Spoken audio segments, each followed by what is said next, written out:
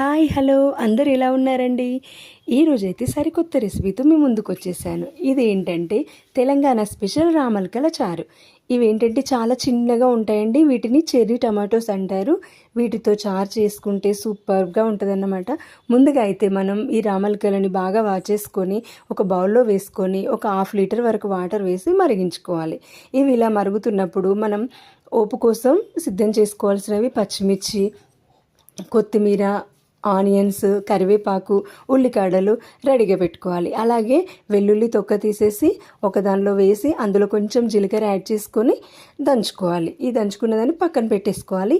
అమలకల్లో high proteins ఉంటాయండి. ఇవి ఇలా తీసుకోవడం వల్ల బీపీ కూడా కంట్రోల్లో ఉంటుందన్నమాట. ఇది చాలా హెల్త్కి చాలా మంచిదండి.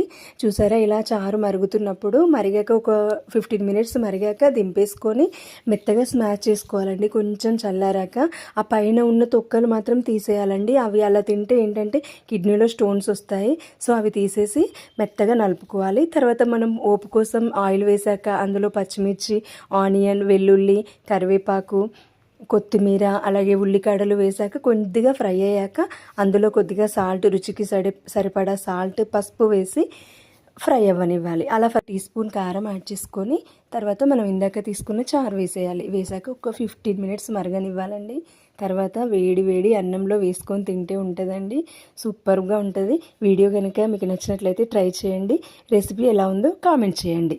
Thank you for watching.